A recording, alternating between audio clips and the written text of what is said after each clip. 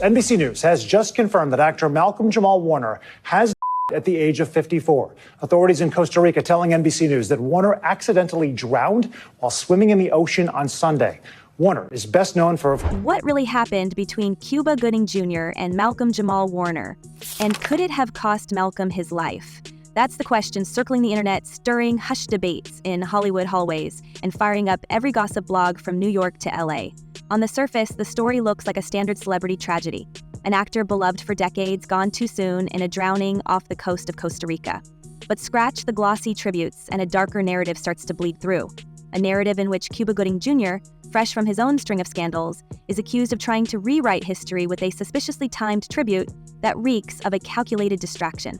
Look, I enjoyed everything there was to enjoy about growing up on television, but there was a responsibility because I had a head on my shoulders and I was around other people who had head on their shoulders. So that access didn't really come down my path because I wasn't around. The moment news broke of Malcolm's passing, Cuba wasted no time posting what was branded a heartfelt memorial. But fans weren't buying it. The tone felt rehearsed, the sentiment forced, like a man who knew he had to say something before people started connecting dots he'd rather keep buried. Social media turned savage within hours, calling the statement nothing more than a transparent PR stunt. Critics pointed out the hypocrisy, because whispers of a major fallout between the two men had been swirling just months before. To many, it looked less like grief and more like damage control. Interestingly, we haven't seen the indictments yet. There's been some time lag. I suppose it will take some time to go through all the forensic, evidence. That damage control became even more suspect once long simmering rumors began spilling into the open. Industry insiders allege Cuba had tried to introduce Malcolm to Sean Diddy Combs, the same mogul now facing a federal trial riddled with accusations of coercion, trafficking, and those infamous so-called freak-offs. Diddy's name alone is enough to raise eyebrows, but pair it with Cuba's, a man who has himself been pulled into multiple lawsuits over misconduct, and the optics are damning. According to several sources close to Malcolm, he wanted nothing to do with that world. He was principled, almost stubbornly so, and made it clear he wouldn't be lured into the kind of scenes that had ruined so many careers and lives. Did you ever have the opportunity where you got invited and you said no to it? Hell yeah. What was the consequences when you said no? Puffy invited me for weeks, asking me to come and teach him how to, wanted me to be his acting coach for a while. Go there and he's sitting around just looking. I'm like, okay, what's the material you want to work on? He's just looking. And that refusal may have cost him. Word is, Cuba grew frustrated when Malcolm declined to meet with Diddy. The plan, insiders claim, was for Cuba to play middleman, setting Malcolm up as fresh blood for the mogul's inner circle. But Malcolm wasn't interested. He had spent years carving out a life free from scandal. Unlike his Cosby Show counterpart Bill Cosby, whose legacy was wrecked by courtroom revelations, Malcolm valued integrity above quick fame, and when Cuba pressed, Malcolm pushed back. That rift, according to rumor, is what left the two men estranged in the months leading up to Malcolm's demise. Continued to engage in all these freak-offs with him, and he sounds really pissed off. Hey, I really don't know what's going on with you, but I just want to just give you a heads up that I'm about to really disappear on you. You feel me? I'm not going to be playing these games with you at all, at all. So I don't know, you think you silent treating me, and you think I'm going to be, nah. You'll have a rude awakening. Then came the whisper of something even more explosive. Several online commentators began circulating the claim that Malcolm may have left behind a recording of secret file that allegedly documented heated conversations, threats, even warnings aimed his way after he rebuffed Cuba's proposal. If true, the existence of such a recording would be the ultimate smoking gun. Imagine the power of a voice memo, a digital diary entry where Malcolm's own words could expose the pressure he was under. The idea has not been confirmed, but the mere possibility has sent fans digging, convinced that Malcolm knew too much about Hollywood's dirtiest corners. This rumor only gains weight when we remember how both Cuba and Diddy have been painted in court filings. Cuba has faced years of allegations, unwanted touching in New York bars, civil suits under the Adult Survivors Act, and most recently, being directly named as a defendant in the case brought by producer Rodney Lil Rod Jones. The allegations are graphic, placing Cuba squarely inside Diddy's world of yacht parties and crowded decks, where Jones claims the Oscar winner began touching him until he was forced to push him away. Jones even alleged Diddy was grooming him to be passed off to friends, a chilling phrase when stacked against whispers that Malcolm was targeted for the same treatment. I've been doing this like 40-something years. But I'm in a place now where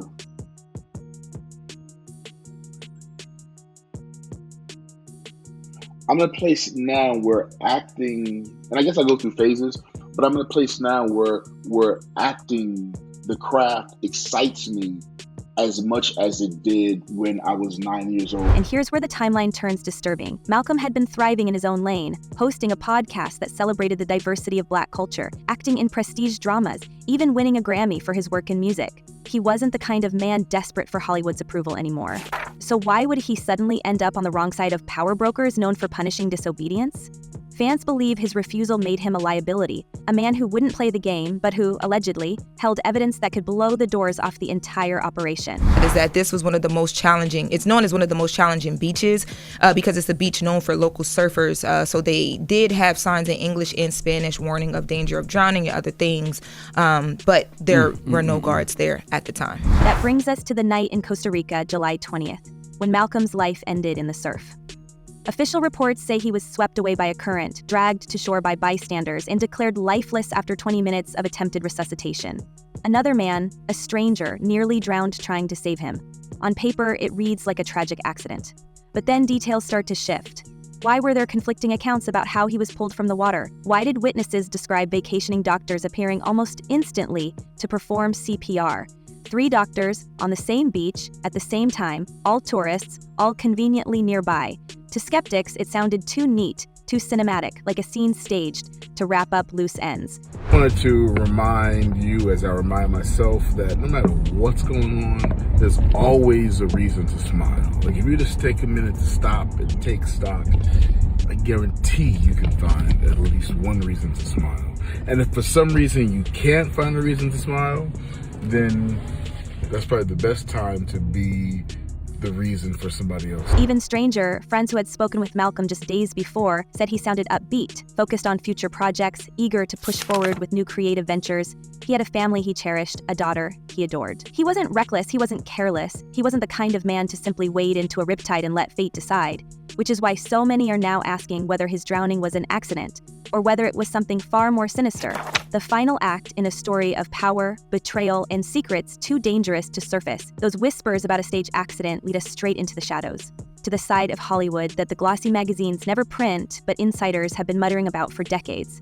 The so-called initiation games, the yacht parties that blur the line between celebration and coercion, have become legend. Stars claim they were invited, pushed, or outright cornered into attending, told it was a necessary step if they wanted to level up in their careers. The boats are said to be packed with high rollers, hidden cameras, endless bottles, and endless temptations, designed not only to entertain but to trap. If you give in, you're owned. If you refuse, you're branded difficult. And the work starts drying up. You mentioned that a lot of the women were very, very young as 20. Not underage, but certainly young women. Did Phil explain why he's speaking out now? He said he's speaking out because he believes Diddy's a predator. He wants accountability, and he doesn't want someone like this to run unchecked in the future. In this shadowy circuit, Cuba Gooding Jr. has been named again and again as one of the friendly faces whose job was to smooth the way. A man who could make introductions, nudge hesitant newcomers, and convince them that everything was harmless fun. Court filings already placed him on Diddy's yacht, shoulder to shoulder with figures accused of coercion and worse. And so the rumor that Cuba tried to draw Malcolm into this inner circle no longer sounds like idle gossip. It feels like part of a disturbing pattern. Industry veterans whisper that Cuba was more than just a party guest. He was a trusted go-between, someone who knew how to play the role of charming host, while others pulled the strings behind the curtain. Are you done with Hollywood because of this specific reason? I'm still working. I still, I haven't made the money necessary to do all of the other stuff. So I still have to go and do the chitlin circuit. I still have to do the job that I need to. But eventually, I've done what I set out to do, which was to redefine the universe. I've proven what I've set out to do, and that's why I have all the patents. Whether they evaluate it or not. Malcolm's refusal to attend one of those gatherings, sources say, was the moment his professional path shifted. Up until then, he was considered reliable, a bankable star who had navigated the tricky leap from child fame to adult credibility. But after saying no, projects began slipping away. Casting directors who had been eager to meet suddenly cooled. Rumors of difficult behavior began leaking into industry chatter. To outsiders, it looked like the natural ebb of a long career. To insiders, it looked like payback. We've seen this before, when rising stars suddenly vanish from shortlists, not because of a scandal we can see, But because of invisible whispers circulating among producers and studio heads, the second rumor that has electrified the gossip sphere ties directly into this world of yachts and secrets. Dubbed the yacht intrigue, it paints Cuba not just as a guest, but as a key facilitator. According to one former road manager who claims to have worked for a music executive in the late 2010s, Cuba was often present at gatherings that doubled as screening grounds, where newcomers were tested for loyalty, silence, and willingness to bend. These claims line up uncomfortably with the lawsuit by Rodney Lil Rod Jones, who said he believed Diddy was grooming him to be passed off to friends, and that Cuba's behavior confirmed his worst fears. If these accounts are true, then Cuba's connection to Diddy wasn't casual at all. It was transactional, perhaps even strategic. Did you ever spend time with the guy? Did you ever meet Diddy? I've met him before, yeah. How was he? Very nice guy, very smart, super business. You know, I mean, he's very successful. The whispers about Malcolm's missing recording bring the entire story into even sharper focus. According to several insiders, he may have confided to close friends that he had evidence stored away, something that would make certain names untouchable if it ever surfaced. The rumor is that this wasn't just a casual note on a phone. It was an organized file, compiled with the intention of protecting himself if the pressure ever escalated. The mere idea of its existence has fueled an avalanche of speculation, leaving many to wonder what he captured and who it might expose. Some claim the recording could link multiple A-listers into the same shadowy web, tying together yacht parties, coercive deals, and a pattern of calculated silencing. Imagine, for a moment, a single file that could unravel not only Cuba's alleged behavior, but also the wider machinery of influence surrounding Diddy and his circle. For a man like Malcolm, whose career had been built on credibility and integrity, holding that kind of evidence must have been suffocating. It meant walking into every room, knowing he carried a secret that could change lives and ruin empires. They've been afraid of coming forward. They've been afraid of what he could potentially do to them within the industry, what he could do to them professionally, maybe even personally.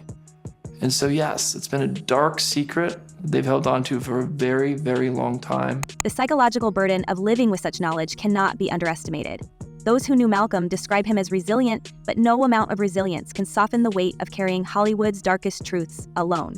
He was a father, a husband, and a man deeply rooted in his community.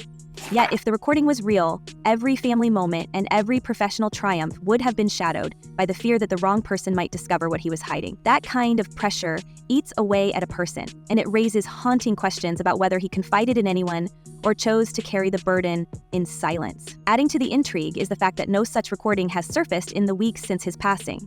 In today's world, where leaks happen within hours, the absence of any material has fueled the belief that it may have been taken, or buried so deep it may never be found.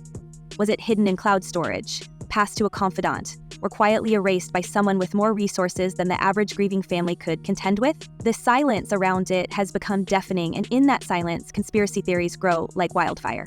To not be involved with a famous singer, to not come out, here's the price.